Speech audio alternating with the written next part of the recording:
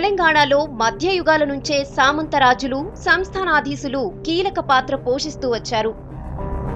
కాకతీయుల కాలం నుంచే వీళ్లు సంస్థానాధీశులుగా రాజ్యాన్ని పాలించారని చరిత్ర చెబుతోంది. రాజులు మారినా, రాజ్యాలు మారినా సంస్థానాల పునాదులు కదల్లేదు. రాచరిక వ్యవస్థను మరింత పటిష్టం చేసిన సంస్థానాధీశులు రాజుల్లాగే ప్రవర్తించేవారు. తమ అవసరాల కోసం మూల కేంద్రాలను కూడా మార్చుకునేవారు. వెళ్లిన ప్రతి చోట పెద్ద గడిని నిర్మించేవాళ్లు. తెలుగునాట కాకతీయుల కాలంలోనే రెడ్డి సంస్థానాలు ఏర్పడ్డాయి. కాకతీయ రాజు ప్రతాపరుద్రుడు ఢిల్లీ సుల్తాన్కు లొంగిపోయినా సంస్థానాలు మాత్రం కొనసాగుతూనే వచ్చాయి. ఏ ఎండ కాగొడుగు అన్నట్లుగా కుతుబ్ షాహీల నుంచి నిజాముల వరకు రాజ్యం ఎవరిదైనా సంస్థానాల్లో సంస్థానాధీశులు పట్టు సడలకుండా కాపాడుకుంటూనే వచ్చారు. అలాంటి ఓ ప్రాంతమే దోమకొండ.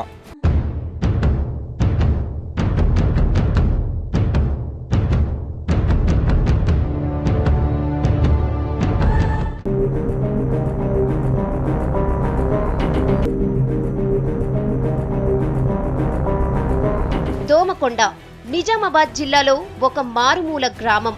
వందల ఏళ్ల చరిత్ర కలిగిన ఈ ప్రాంతం ఎక్కడ ఉందో కూడా ఈ మధ్య వరకు చాలా మందికి తెలియదు. ఈ సంస్థానం వారసురాలు ఉపాసన అపోలో హాస్పిటల్స్ ప్రతాప్ రెడ్డి మనవరాలు కావడం, ఆమె మెగాస్టార్ చిరంజీవికి కోడలు కావడంతో దోమకొండ గడి పేరు వార్తల్లో మారుమ్రోగిపోయింది. నిజామాబాద్ జిల్లా కామారెడ్డి పట్టణానికి 10 కిలోమీటర్లు లోపలికి ఉంటుంది దోమకొండ.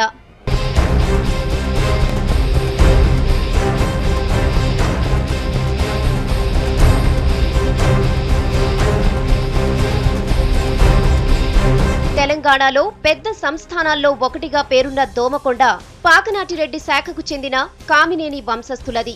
కామినేని వంశానికి మూల పురుషుడు కామారెడ్డి.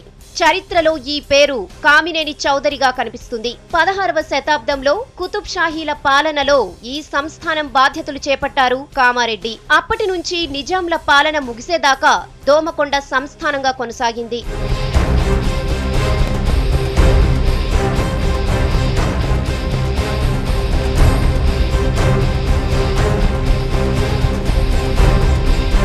సామంతులైన కామినేని వంశస్థుల ఆధీనంలో దోమకొండ, కాసాపురం, సంగమేశ్వరం, మహమ్మదాపురం, బిస్సన్నపల్లి, బాగోత్పల్లి, కుందారం, పాల్వంచి, దేవునిపల్లితో సహా 40 గ్రామాలుండేవి.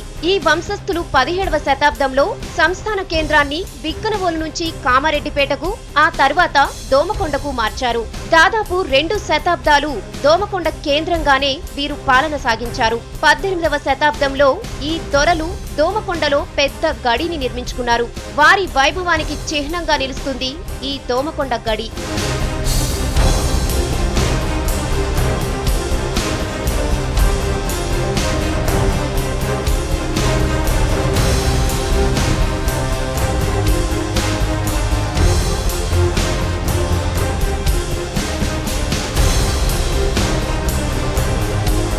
కామినేని వంశానికి చెందిన అనేక మంది ఈ సంస్థానాన్ని పాలించారు. రాజరాజేశ్వరరావు దాదాపు 30 సంవత్సరాలు పాలించాడు. తర్వాత ఆయన సోదరుడు రాజా రామచంద్రరావు పాలనా బాధ్యతలు చేపట్టాడు. ఆయన తర్వాత అధికారం కోసం వంశీయుల మధ్య వివాదాలు మొదలయ్యాయి. అవి కోర్టుల దాకా వెళ్లాయి. పూర్వకాలం మా తాతలు, మా ముత్తాతలు ఈ సంస్థానంలో పనిచేసిన వాళ్ళు. మా తాతలను సైన్యాధిపతిగా పెద్ద దొర దగ్గర ఉంది. వెంకటేశ్వరరావు దొరకు, రాఘవేంద్రరావు, తిరుమలేశ్వరరావు, ఉమాపతి గారు ముగ్గురు.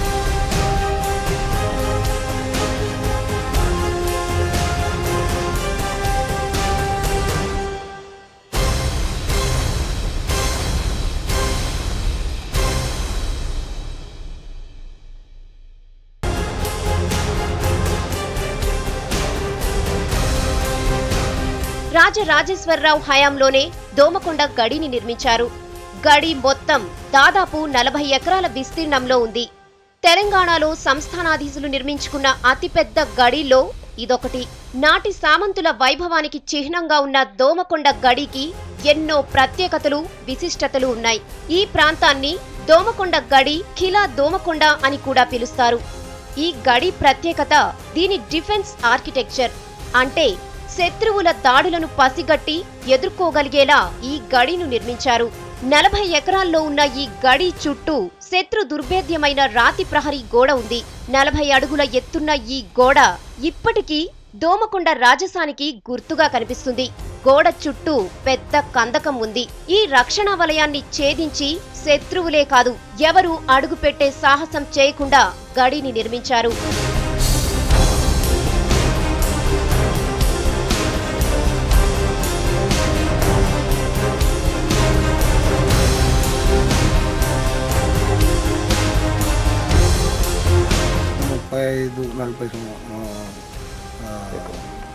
ఎకరాల స్థలం ఉంటుంది. తిరుగుల కోట గోడ పూర్వకాలంలో యుద్ధాలు చేసినప్పుడు ఎట్లా ఉండాలో అంత తోపులు ఇట్లా నుండి ఇక్కడ అవన్నీ వెళ్ళిపోయినాయి, లేవు. ఏనుగులు, గుర్రాలు, పశువులు వందల సంఖ్యలో ఉండేవి ఇక్కడ. నేను చూసినప్పటి నుంచి అయితే నాకు 67 years ఏజ్. నాకు కొంచెం గుర్తు, ఎందుకంటే ఆవులు, గుర్రాలు, ఒక ఏనుగు ఉండేది. గడి ప్రహరీ గోడకు చరిత్రలో మరో కోణం కూడా ఉంది. ఇది కాకతీయుల కాలంలో నిర్మించుకున్న కోట. తెలంగాణలో కొన్ని చోట్ల రాజులు నిర్మించుకున్న కోటలను తర్వాత కాలంలో వచ్చిన సంస్థానాధీశులు, దొరలు ఆక్రమించుకున్నట్టు చరిత్ర చెబుతోంది. అలాగే కాకతీయులు నిర్మించుకున్న కోటనే కామారెడ్డి వారసులు ఆక్రమించి గడిగా మార్చుకున్నారన్న వాదన కూడా ఉంది.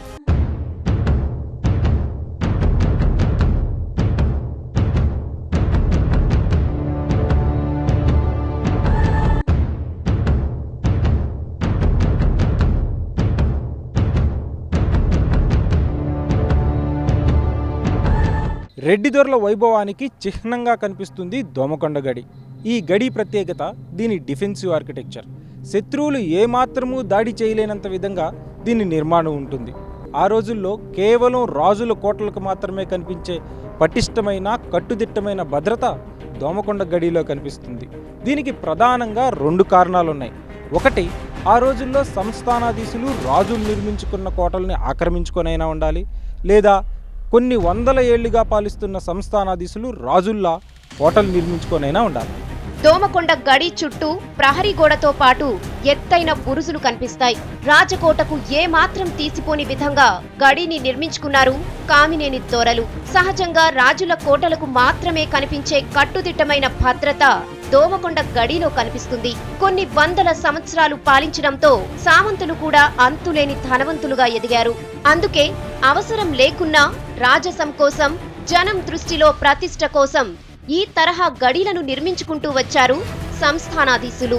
ఇక ప్రహరీ గోడ దాటి లోపలకు వెళ్తే గడిలోకి వెళ్లడానికి 2 వైపులా 2 పెద్ద కమాన్లు ఉంటాయి. గడి ముఖద్వారానికి ఉన్న తలుపులను కట్టుదిట్టంగా నిర్మించారు. ఈ ద్వారాన్ని తెరవాలంటే ఏనుగుల సాయం కావాల్సిందే. రాకెట్ లాంటి ఇనుప శూలాలను చెక్క తలుపులో బిగించారు. 2 శతాబ్దాలు గడిచినా ఇప్పటికీ ఈ తలుపు చెక్కు చెదరలేదు. 30 అడుగుల ఎత్తున్న ఈ మహాద్వారమే 2 అంతస్తుల మహల్లా ఉంటుంది. ఈ తలుపు పైభాగంలో ఒక కిటికీ కూడా ఉంది. అడుగడుగునా పటిష్టమైన రక్షణతో ఈ గడి ఉండేదని తెలుస్తోంది.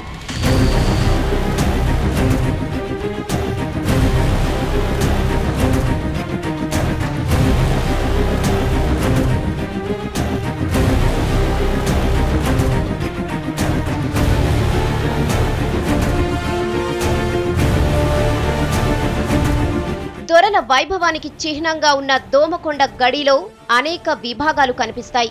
వెంకట భవనం, అద్దాల మేడ, రాజుగారి దర్బార్, అశ్వగజశాలలు, కుడ్యాలు, బురుజులు, కందకం, ధాన్యాగారం, దేవాలయాలు వంటి అనేక విభాగాలను కళాత్మకంగా నిర్మించారు. నగార్ఖానా, ఆ తర్వాత అద్దాల బంగ్లా లోపల ఉన్నది, పాత కచేరీ కూడా లోపల ఉన్నది. ఇది ఈ సంవత్సరానికి పెద్ద దొర బిల్డింగ్. ఇది విశాలమైన ఈ గడి ప్రాంగణంలో ఎత్తైన చెట్లు, అందమైన తోటల మధ్య రాజసం ఉట్టిపడేలా భవనం కనిపిస్తుంది. ఈ భవనంలోనే దొర ఉండేవారు. దీనిపై ఉన్న గ్రానైట్ శిలాఫలకం మీద వెంకట భవనం అని తెలుగులోనూ ఉర్దూలోనూ రాసి ఉంటుంది.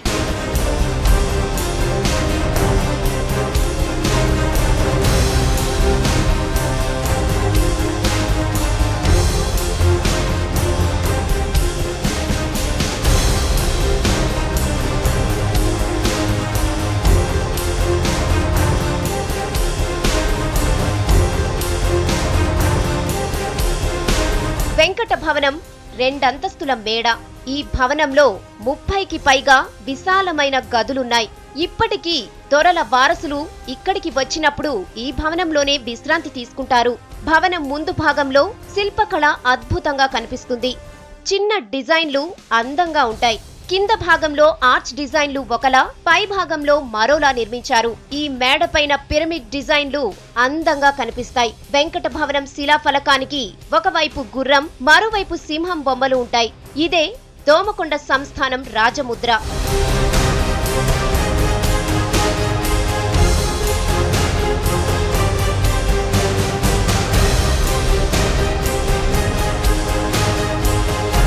ఈ గడి ప్రాంగణంలో అద్దాల మేడ ఉంది.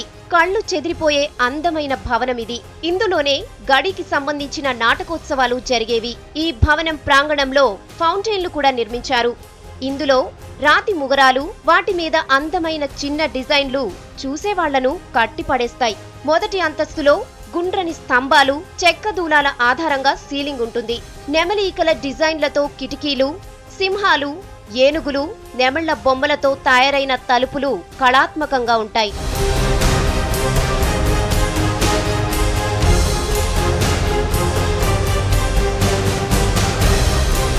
దోమకొండ గడిలో 2 దేవాలయాలున్నాయి. కాకతీయుల కాలంలోనే నిర్మించినట్టు చెబుతున్న శివాలయం ప్రత్యేక ఆకర్షణగా నిలుస్తుంది. 3 అడుగుల ఎత్తున్న ఈ ఆలయ నిర్మాణ శైలి కాకతీయుల తరహాలోనే ఉంటుంది. పైగా కాకతీయ రాజముద్ర కూడా ఆలయంపై ఉండటంతో దీన్ని ఆ కాలం నాటిదిగానే భావిస్తారు.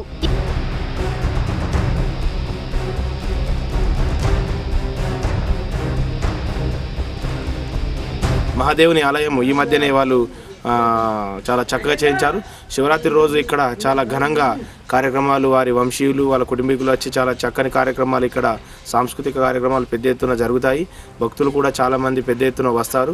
ఈ గడి నిర్మాణం కోసం శిల్పకారులను ప్రత్యేకంగా రాజస్థాన్ నుంచి పిలిపించారని చెబుతారు. ఈ కళా దర్బార్లోనే హరికథలు, పురాణాలు, కవితా గానాలు జరిగేవి. ఆ భవనంలోనే దాసీల నృత్యాలు జరిగేవి. భవనం పక్కనే రాణి మహల్ ఉండేది. ఇప్పుడది పూర్తిగా శిథిలమైపోయింది. తెలంగాణ గడిల్లో పెద్దగా కనిపించని తెలుగు భాషా సంస్కృతులపై ఆసక్తి దోమకొండ గడిలో కనిపిస్తుంది. కళా సంస్కృతులను ప్రోత్సహిస్తూ ఆంధ్రభారతి పేరుతో ఒక వేదికను ఏర్పాటు చేయడానికి ప్రయత్నించినట్టు తెలుస్తోంది. స్వయంగా పండితుడైన 3 రాజేశ్వరరావు కాలంలోనే కొన్ని తెలుగు నిఘంటువులను కూడా సంకలనం చేయించినట్టు చెబుతారు. ఈ గడికి తిరుపతి వెంకట కవులు కూడా వచ్చేవారు. 2 శతాబ్దాల చరిత్రకు ప్రతీకగా ఉన్న దోమకొండ గడి నిర్మాణంలో ఓ వైవిధ్యం ఉంది. అనేక సంప్రదాయాల సమ్మేళనమే ఈ గడి. హిందూ, ముస్లిం సంప్రదాయ నిర్మాణ శైలులు ప్రతిబింబించేలా దీన్ని నిర్మించడమే గడి ప్రత్యేకత. గడి నిర్మాణంలో మొఘల్ ఆర్కిటెక్చర్, దేవాలయాల నిర్మాణంలో కాకతీయుల శైలి కనిపిస్తాయి. ప్రధాన ద్వారం ఆర్చ్ డిజైన్ అసఫ్ జాహీల నిర్మాణ శైలికి అద్దం పట్టేలా ఉంటుంది. గడిలో విదేశీ నిర్మాణ శైలి కూడా కనిపిస్తుంది. ఇలా అన్ని రకాల ఆర్కిటెక్చర్లు కలబోసినట్టు గడిలో దర్శనమిస్తాయి.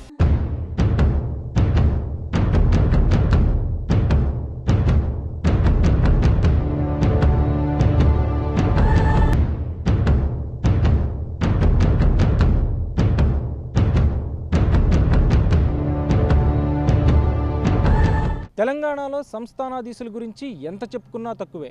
రాచరికపు వ్యవస్థ నడవడంలో వీరిది కీలక పాత్ర. వీరిని కదిలించడానికి రాజులు సైతం సాహసించలేదు.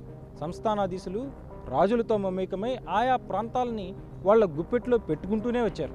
ఇంతకీ ఈ గడి నిర్మాణాన్ని ఇంత వైభవంగా ఎలా చేయగలిగారు? 40 గ్రామాల సామంతరాజు ఇంత ఘనమైన గడిని ఎలా నిర్మించారు? అసలు సామంతరాజులు అతి సంపన్నులుగా ఎలా ఎదిగారు?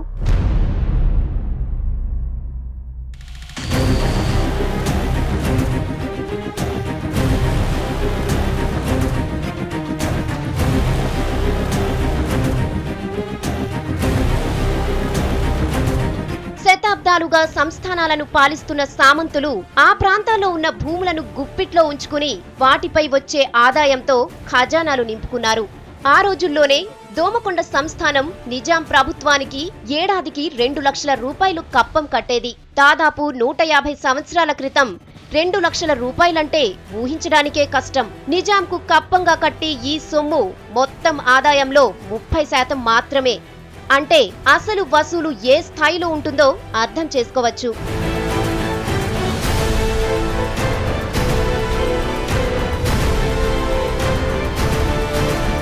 తెలంగాణలో సంస్థానాల గురించి ఎంత చెప్పుకున్నా తక్కువే. రాచరిక వ్యవస్థ నడవడంలో వీరిది కీలక పాత్ర. వీరిని కదిలించడానికి రాజులు కూడా సాహసించలేదు. సంస్థానాధీశులు కూడా రాజులతో మమేకమై ఈ ప్రాంతాలను తమ ఆధీనంలో ఉంచుకుంటూ వచ్చారు. దోమకొండ సంస్థానం కూడా అలాంటిదే. కుతుబ్ షాహీలు, నిజాంలు ఇలా ఎవరు పాలించినా ఈ ప్రాంతం వీరి చేతుల్లోనే ఉంది.